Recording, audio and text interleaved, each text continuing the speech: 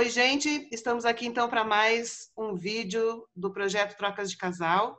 Estamos aqui eu, Fernanda Carlos Borges e Beto Castro, e a gente vai fazer uma troca de casal hoje muito especial com duas amigas muito queridas de velhos tempos, que são a Cândida Almeida e a Adriana Carvalho. Tudo bem? Oi, Fê, tudo bem? Oi, Beto? Oi, oi. A Adriana, ela é advogada e trabalha numa ONG para políticas públicas sobre a saúde. E ela é uma especialista em advocacy, que é o advogado que vai lá nos três poderes, no Congresso, né, lutar por políticas públicas e convencer as pessoas. A Cândida Almeida foi minha colega de trabalho, né? E a Cândida, ela é formada em jornalismo, doutora em comunicação e semiótica, mas ela é multimídia, né? A Cândida, ela é poeta, publicou um livro esses dias, né, Cândida? E depois eu quero comentar sobre ele. E a Cândida também agora está compondo músicas, e daqui a pouco a gente vai ter acesso às músicas dela. E é professora no ensino superior. O Bourdieu escreveu um livro que chama Autoanálise, Esboço de Autoanálise. E nesse livro ele tenta mostrar como que por meio da história da vida dele, o que ele viveu, as condições de vida que ele teve, como que essa experiência dele fez com que ele tivesse algumas questões sobre a vida, sobre a sociedade, sobre as relações sociais e sobre ele mesmo, sobre a própria identidade. E que dessas experiências nasceu a teoria dele. E aí ele diz por que ele se identificou com alguns intelectuais, por que não se identificou com outros, por que ele gostou daquela teoria e não gostou da outra, tendo a ver com as questões reais de vida dele. Então, né, as nossas inclinações com relação ao pensamento, o intelecto, o estudo, não é só uma questão objetiva, responde por urgências da nossa subjetividade e do nosso estar no mundo, que produz identificações, porque a gente gosta daquilo, não gosta daquilo. Enfim, então, a nossa troca de casal visa fazer esse esforço, né? Então, a primeira pergunta que eu queria fazer, que tem a ver com isso, é para a Cândida, tá, Cândida? Tá, então eu encontrei aqui na divulgação da editora Patois, que publicou o teu livro, né, Quando Fronteira, aí fala aqui o seu currículo, tudo que você faz, professora na Casper Libero, na FECAP, não sei o que tal, e depois, não sei se foi você que deu esse currículo, imagino que sim, aí depois fala assim, no final, depois de dizer, enfim, doutora, pós-doutora, professora, sei lá o quê, grupos, trabalhos, toda essa coisa, né, formal que a gente faz, né, que é o nosso currículo profissional, no final se diz assim, arrisca-se poeta para a própria sobrevivência. Arrisca-se poeta para a própria sobrevivência. É isso que me pega, isso que eu gostei. Eu queria comentar contigo um pouquinho isso, né? A poesia te ajudou a sobreviver a quê? Esse final aí do meu breve currículo, né, do mini currículo, eu lembro muito bem quando eu escrevi, foi quando me pediram na faculdade que atualmente eu trabalho, um mini currículo. E aí eu coloquei tudo, eu falei assim, gente, mas cadê, né, a parte artística? E aí eu coloquei isso, arrisca-se poeta para a própria sobrevivência. E ali eu falei assim, cara, isso me define muito, né? Porque a vida é um risco, né? A vida é feita de riscos que a gente corre o tempo inteiro. E para dar conta dos riscos, assim, dos apuros, digamos assim, a gente precisa de um pouco mais do que as razões que a gente tem para se manter viva.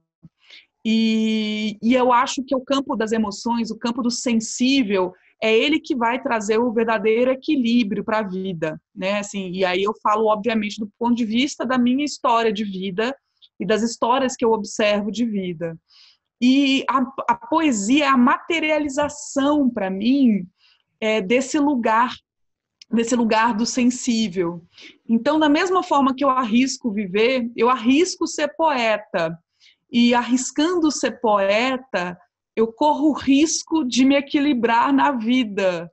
A poesia, inclusive, ela me tirou mais de uma vez de sistemas profundos de depressão, assim, ao longo da minha vida, porque eu falei, ela foi minha única companheira em alguns momentos, era só para ela que eu pude revelar algumas coisas, né? E olhar para o dilema transposto em palavras e gostar daquilo que eu tinha escrito, ver a materialização daquilo, que eu não podia pedir uma psicóloga porque eu teria que revelar questões né, e isso envolvia muito a questão da sexualidade.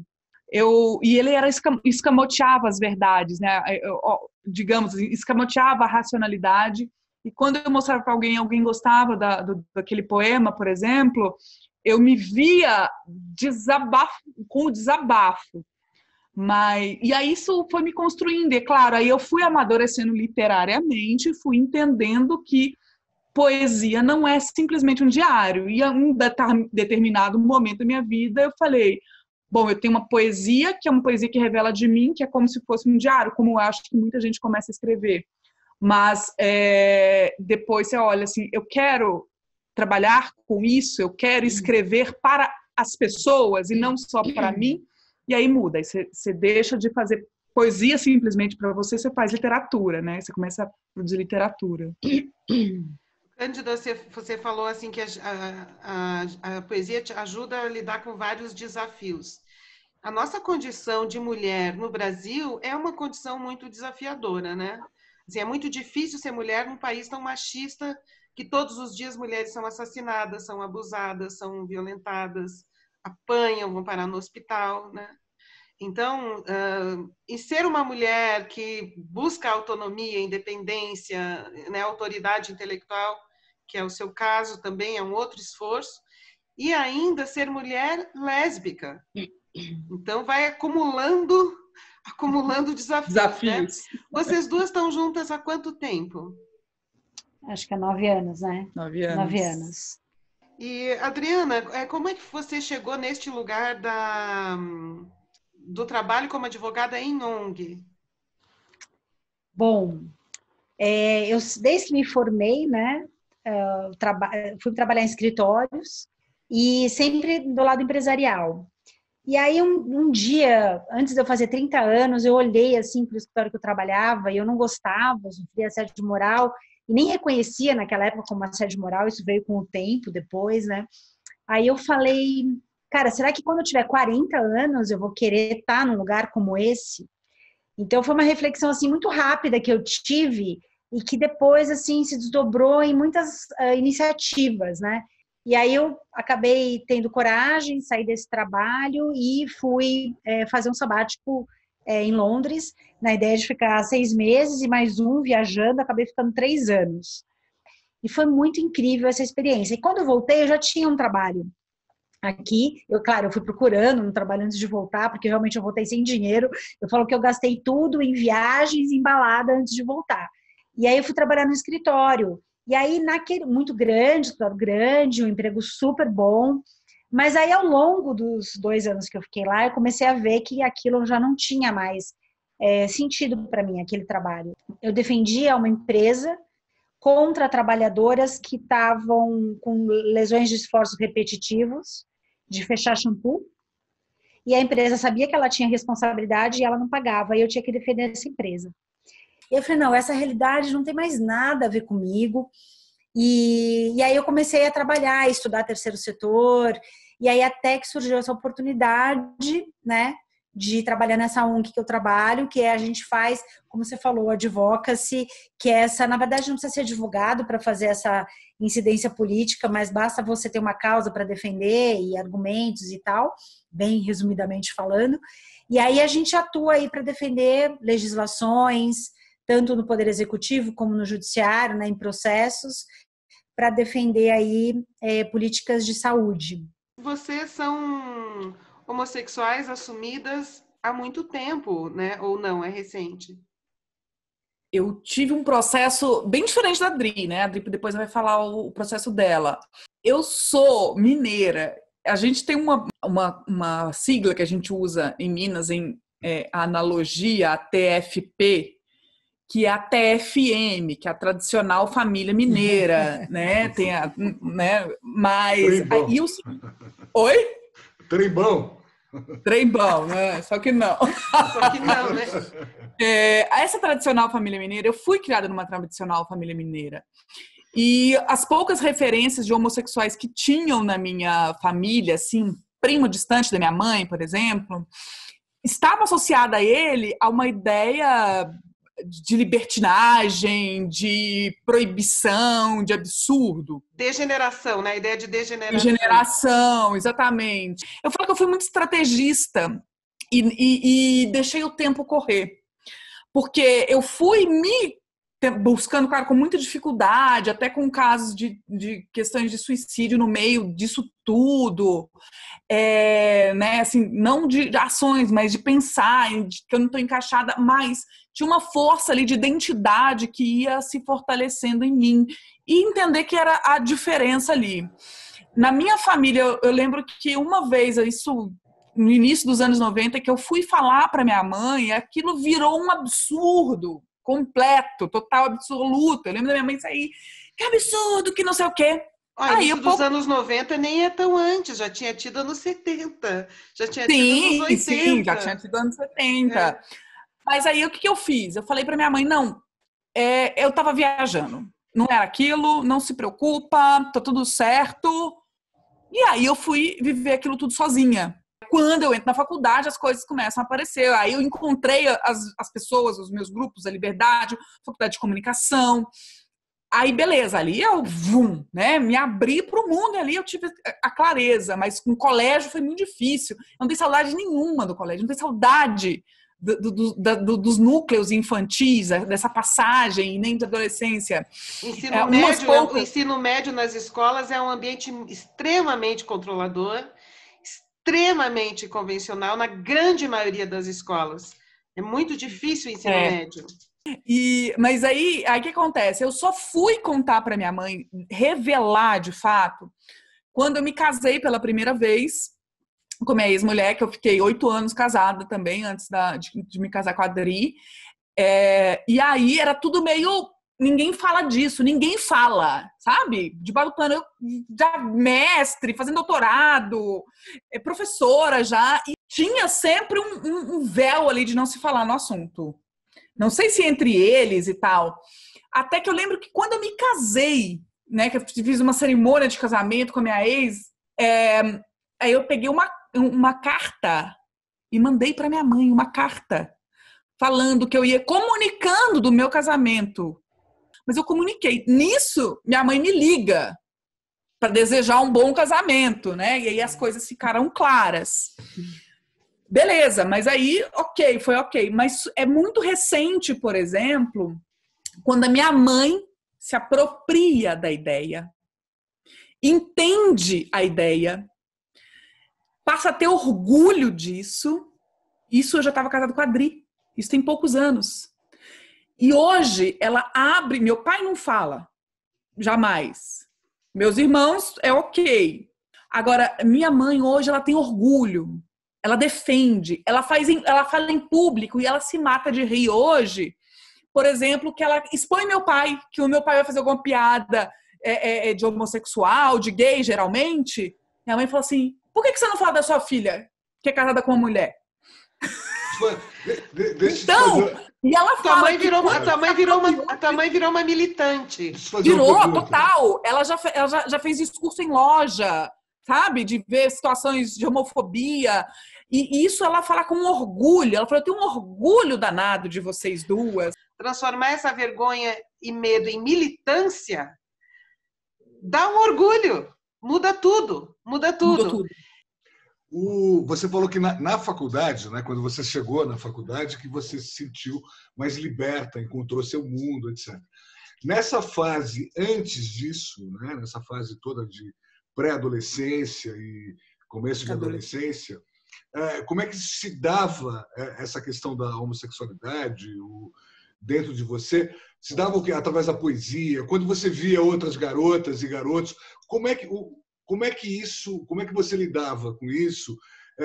Você extrapolava na poesia, mas você não gostou de uma menina, você não se encantou, se apaixonou e guardou essa paixão porque não podia? Como é que foi isso?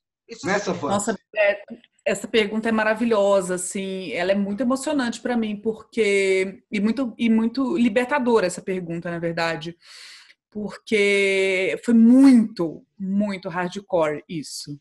Sim, eu me apaixonei por várias meninas, sempre amores bem platônicos, e me apaixonei por professoras. Isso, eu acho que isso que me fez me tornar uma professora, assim, aquela idealização de estar. Mas, ao mesmo tempo, eu tinha um apetite sexual voraz, voraz. E eu ficava com meninos também, fiquei muito com meninos. E eu tava nessa questão, assim, de não me aceitar e de não é que é não aceitar, é de não considerar, né, a questão e não ter. Eu sou muito tímida, né, em relações, em aproximações afetivas, então para mim era muito difícil eu chegar numa menina. Eu nunca cheguei, eu falo que eu nunca cheguei. A Adri, eu tive que ligar para ela no telefone de longe, depois de um tempo falar: meu, eu gosto de você, só que estava numa distância de segurança, sabe? Então eu não chegava. Aquele desejo pela mulher, ela é totalmente platônico, a ideia. Me apaixonei muito. E eu ia para a ação com os homens, só que era muito, muito dolorido. E foi muito difícil, assim, porque hoje eu olho para trás e eu falei, cara, assim, tem que ter, haja poesia, viu? Porque a poesia não bastou ali, era... Você tentando descobrir, resolver, se conhecer, elaborar a tua sexualidade, num ambiente machista, numa sociedade super machista, que vai abusar, né? Que claro que vai abusar de uma jovem que está disponível porque está tentando descobrir quem ela é.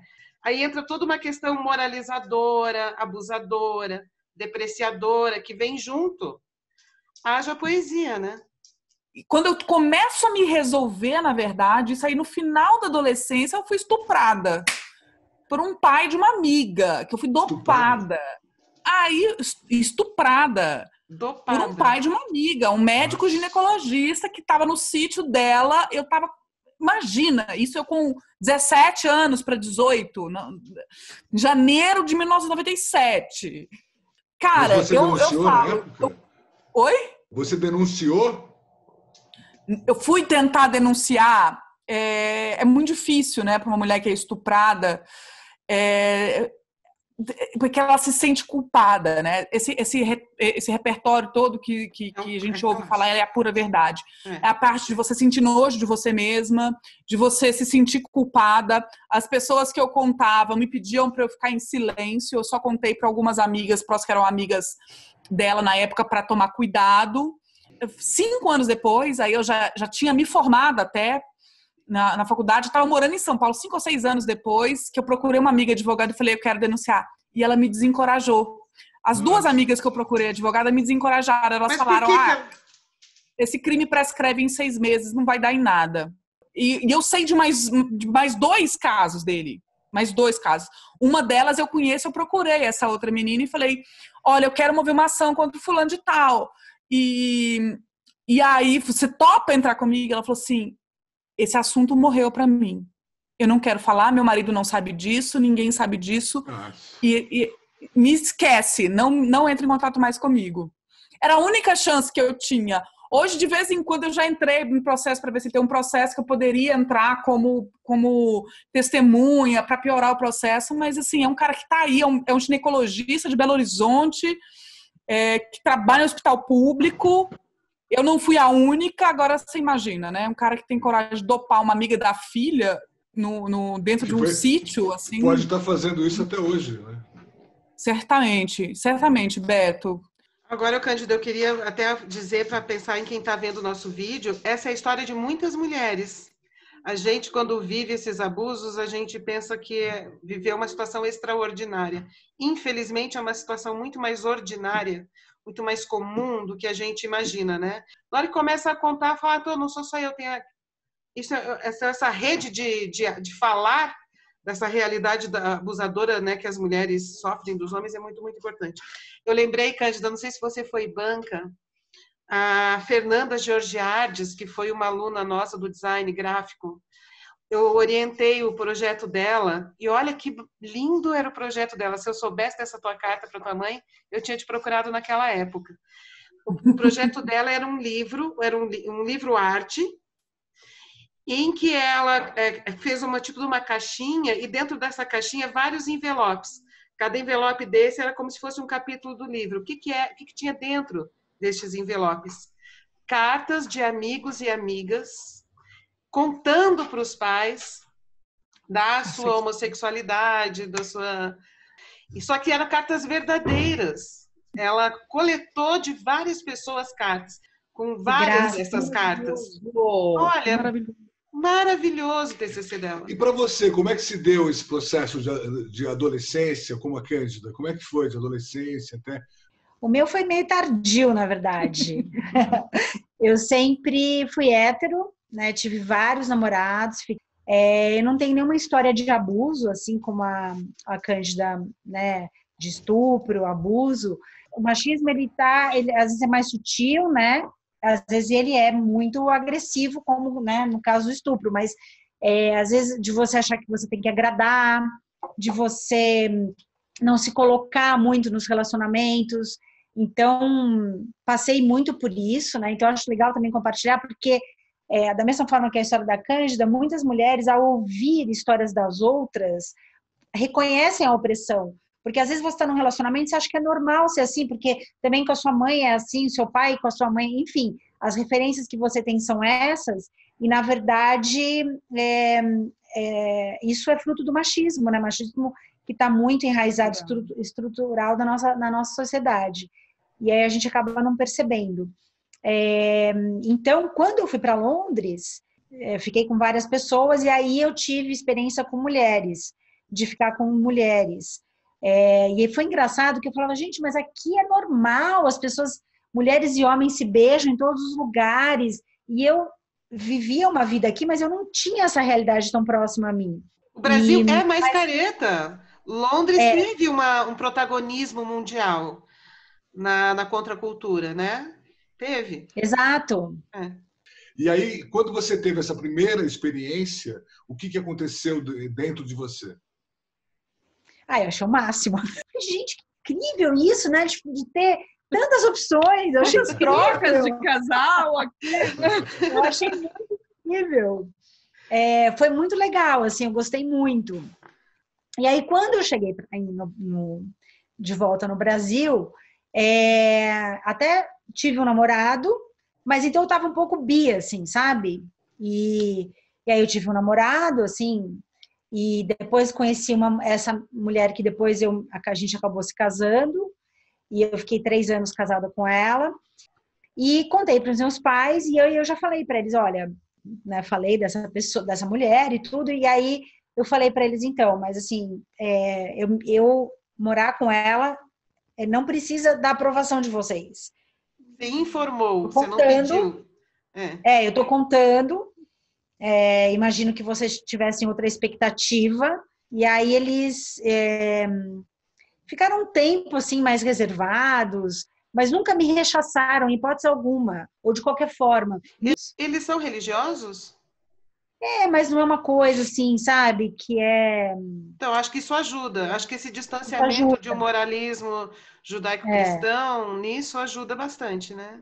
E como é que vocês veem hoje o que está acontecendo no Brasil, esse retrocesso que está havendo, né? Esse conservadorismo, esse bolsonarismo, essa coisa da religiosidade radical contra as questões de gênero? Como é que vocês estão vendo isso? Aumentou a violência? Vocês sentiram que ficou mais violento? Teve uma coisa muito importante, assim, acho que 2 fatos para relatar. Eu e a Adri, a gente é bem tranquila, assim, tipo, sempre fomos muito tranquilas de andar na rua, de mãos dadas, em restaurantes, e ficar bem à vontade. Mas teve 2 coisas, assim. A gente tem união estável, mas a gente conversou no ano passado e falou, a gente precisa formalizar o nosso casamento, porque do jeito que vai, e a questão da gente fazer um casamento quando é entre pessoas do mesmo sexo não é mais uma questão de optar simplesmente pelo o casamento, né?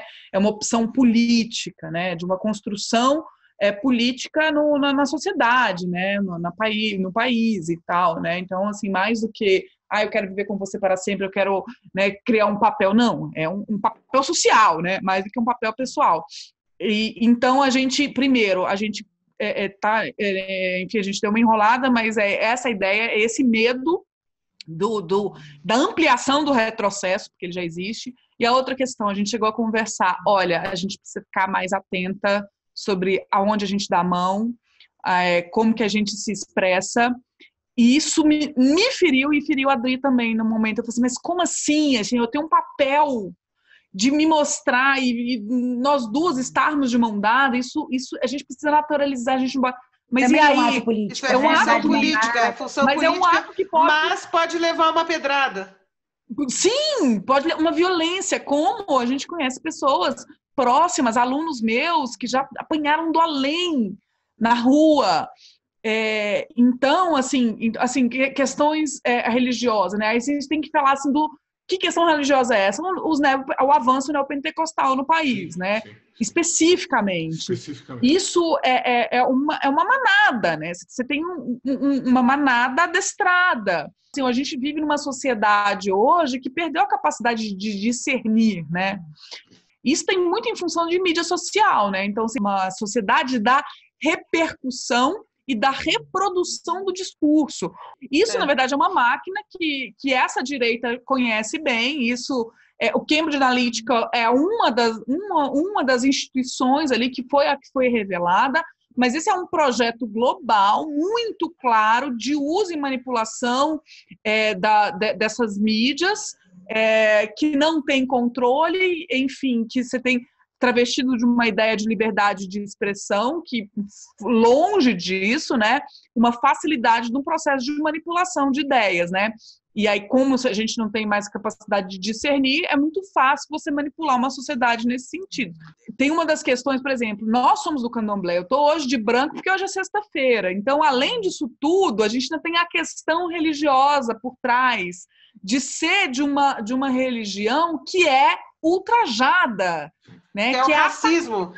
Sem racismo dúvida. Religioso. Sim, só faltava vocês serem negras, né? Haja poesia. Haja poesia. Mas a poesia não vai dar conta sozinha, né? Ela expressa. Política. Eu acho que você falou uma coisa muito legal, transformar esse medo, a vergonha, a angústia, a exclusão, a dor em afirmação política, em atitude, em discurso, em criatividade, em poesia, em música, em texto, em vídeo, em pesquisa. Sim, Fê, né? mas tem uma coisa que eu acho fundamental na resistência, mas tem uma coisa que eu acho fundamental hoje em dia, é que a gente precisa se armar muito de estratégia, porque não adianta a gente querer combater simplesmente com a mesma fórmula. A gente é o que o Beto colocou ali. A gente precisa de formar o discernimento, porque só uma sociedade que é capaz de fazer escolhas por ela, pelos ideais dela, como sujeito, e como sujeito que tem clareza de onde ele está no corpo social, é que a gente vai conseguir avançar democraticamente. Sempre me falavam, o que é mais importante? Eu sempre falava, cara, a educação é a coisa mais importante. Aí muita gente fala assim, mas a saúde não é mais importante? Eu falei assim, não, uma pessoa que tem educação, ela tem saúde. Ela sabe procurar os caminhos, ela sabe se proteger, ela sabe o que fazer e o que não fazer. Mas não é troco de nada que esse governo era o que eu ia falar. Está destruindo a educação, né? E a cultura. Adriana, eu prefiro... você falou resistência, né? Quando eu falei fazer a poesia, fazer a música, fazer a pesquisa, publicar o livro, fazer o vídeo, participar de grupos, ir para a rua, fazer os movimentos, né, de rua. Você falou assim, resistência. É resistência, mas eu gosto mais da ideia de afirmação, porque a resistência parece que faz isso aqui. E eu gosto mais deste movimento, né? Do dar o passo, do ir para frente, de afirmação do poder, de potência mesmo, né? Então, não só resistir, mas afirmar também coisas, né? Sim. Eu acho que é uma palavra que muda a atitude, que remete a imagens diferentes, de atitudes diferentes. hoje a gente tem um desenvolvimento tecnológico cada vez mais intenso, mais forte, né?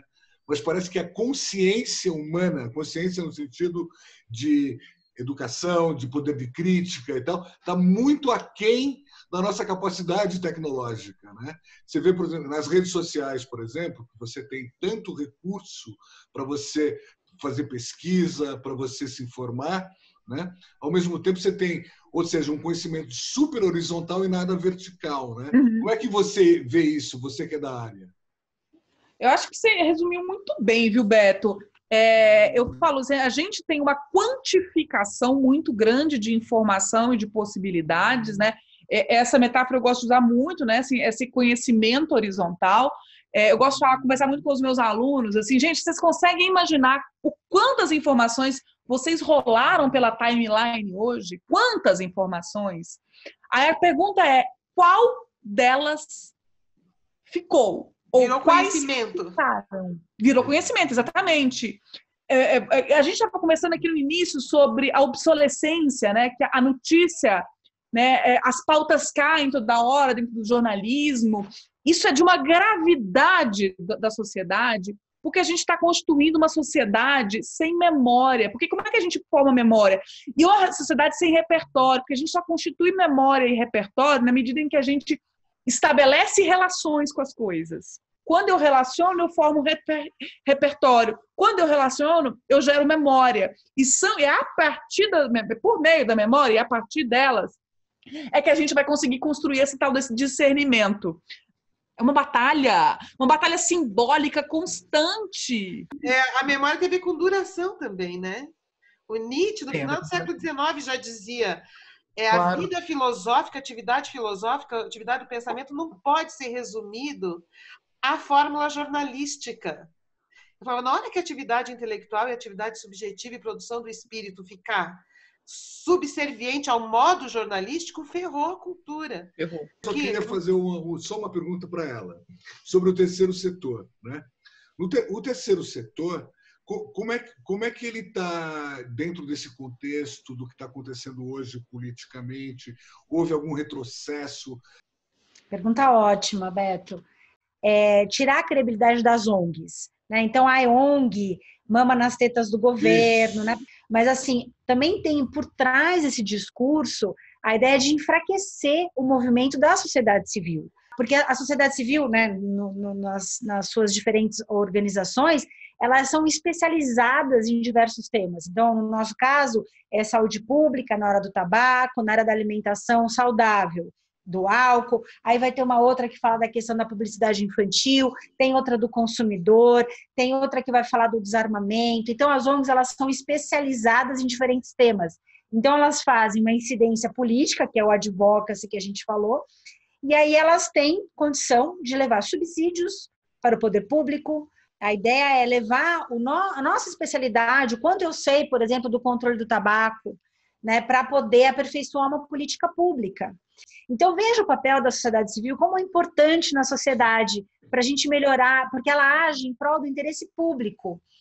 Quando a gente fala de lobby de empresas, elas estão ali no Congresso Nacional em prol de interesses comerciais, de interesses privados. Elas não estão lá para defender a infância, entende? Elas estão lá para defender a permissão de fazer publicidade para a criança. Então, daí porque também, nesse contexto, é muito importante o papel dessas organizações para mostrar a importância de uma sociedade democrática.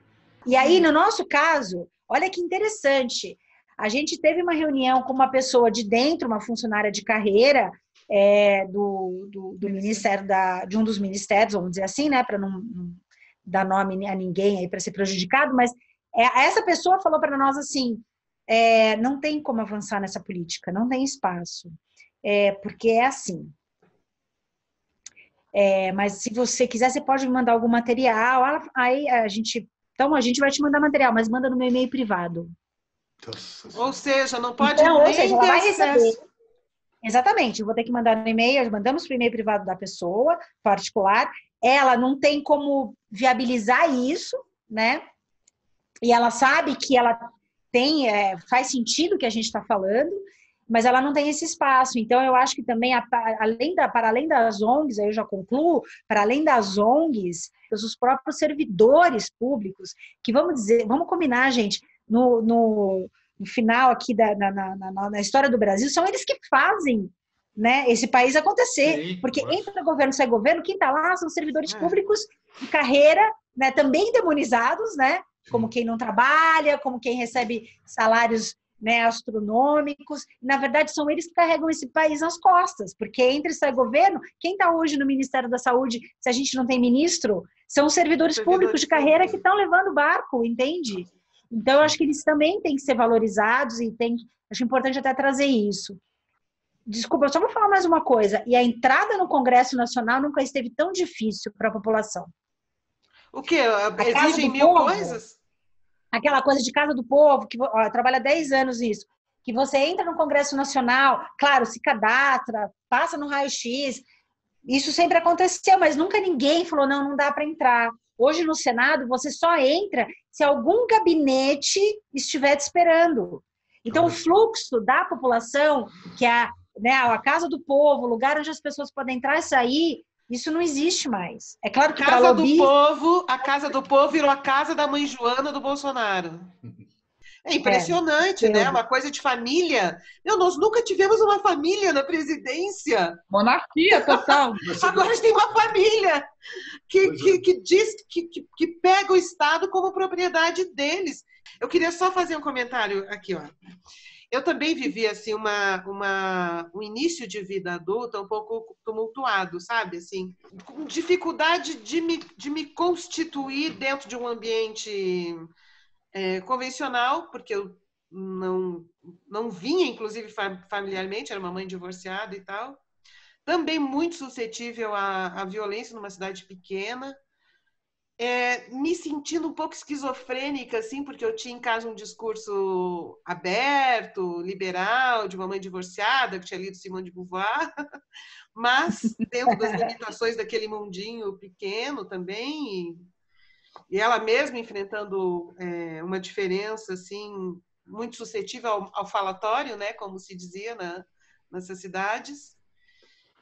E ter feito filosofia me ajudou demais. Porque a filosofia me ajudou a construir um olhar crítico com dignidade, né? Então, o meu olhar deixou de ser uma queixa e passou a ser um olhar de autoridade. A filosofia me deu recursos. A leitura, os filósofos, o Nietzsche, o Reich, a psicanálise, né? Eu lembro que quando eu li o Anticristo, eu estava na faculdade, era de primeiro ano, eu li do Nietzsche, o Anticristo, e eu tinha tido uma pessoa na minha pré-adolescência, que era um pai de uma amiga, que era muito carola, muito fofoqueiro e um olhar muito violento contra as mulheres, e ele me via muito mal porque eu era filha de uma mulher separada. E aí eu lembro que na faculdade eu estava lendo o Anticristo, aquilo ia me dando uma satisfação. Falei assim, Nietzsche, tá? História da filosofia.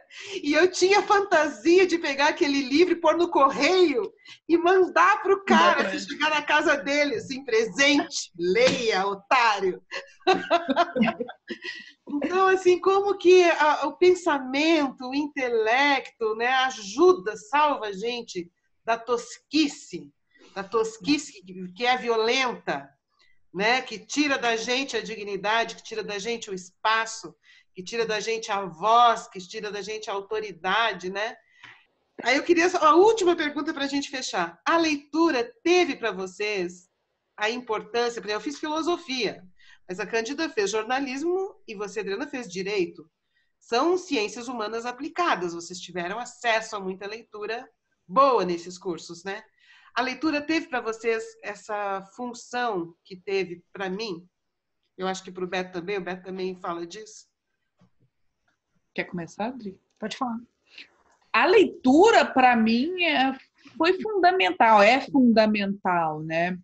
E eu acho, assim, como você na filosofia, foi o meu encontro com a semiótica também, né? E com as filosofias, né? As correntes filosóficas também. E de todos os teóricos que eu li, né, os cientistas da comunicação, a comunicação me fez, o jornalismo especificamente, ele abre muito o campo de leitura, né? Você vê antropologia, filosofia, uma sociologia da comunicação, e esses estudos comparados, né, que é uma sociologia contemporânea aplicada aos processos comunicacionais, a própria semiótica, e estudar as linguagens e pensar as linguagens, não só do ponto de vista do que elas fazem, mas do ponto de vista do que elas podem provocar e como que elas provocam. Então, isso me deu uma consciência, justamente isso, Fê, analítica, né? Esse é o papel da filosofia, né?